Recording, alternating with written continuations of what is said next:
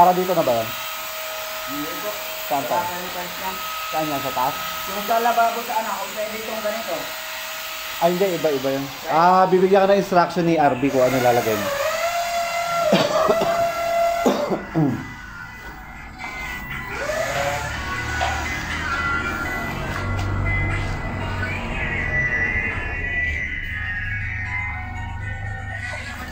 Pero yung tiles na gagamitin mo rito, kung ano yung ginamit mo dun sa tiles dun sa may master, di ba master's bedroom, ganun din yung gagamitin mo dyan eh. Parehas kami ng Ayun tiles. sana yung ano, yung sa may lababo, yung pinaka-laboratory niya. Pagpapatungan. Kasi wala na yung buo sir eh.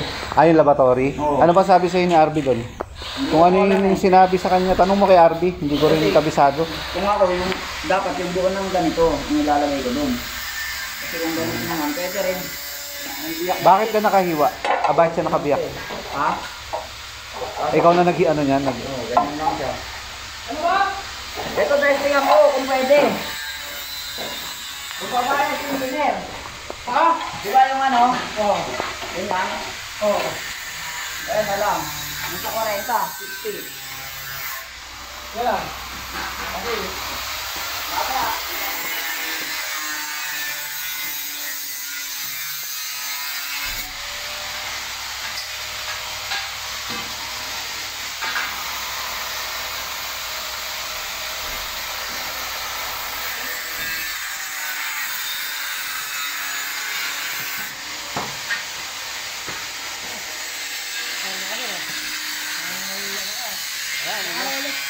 Di Rolex yan.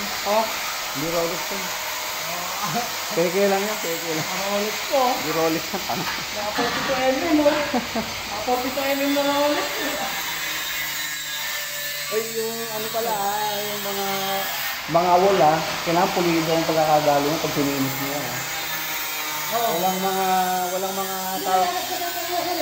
Kaya nga, yung mga ganito, kasi binisita ng kapatid ko, sumbong ko sa ito sa mga wall, parang hindi pantay-pantay. Hindi pa kasi sir ano? Sabi ko nga, hindi pa napipinis. Pipinis pa yun, di ba? Pipinis pa yun eh. Yun naman dahilan ko lang.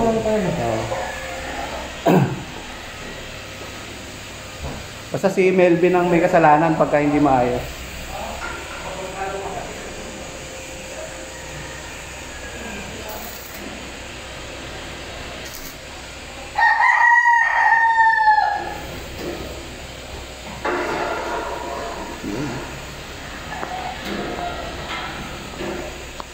Ay, dito sa baba, Bin, ganyan din ba? Paakyat? Dito? Wala na yan sir, gabay lang yan. Ha? Wala nang ganito. Gabay lang yan. Paano gabay? Ay, didikit lang sa wall. Naangat lang ako ng... Sa wall doon mo ididikit,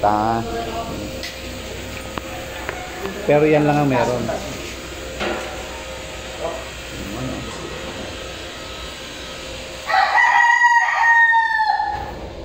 Yung spacing mo ba rito parang dito din? Sir, Parehas. Bakit parang may malaki sa gitna? Ito? May design kasi yan. Aayusin ba yan? Hindi, design yan. Ito na. Hindi parehas Ang gitna?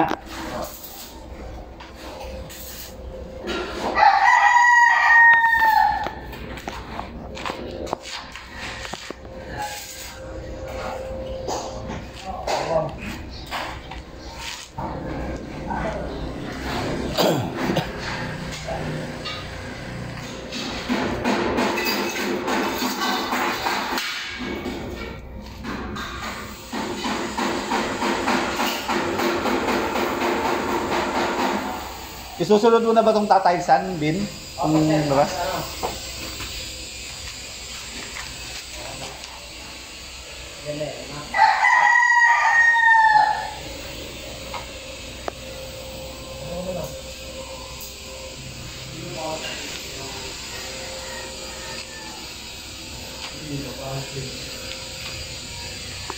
Pre, pakibukas mo nga yung mga ilaw. Ito, to. Lahat yan. Diba? Yan.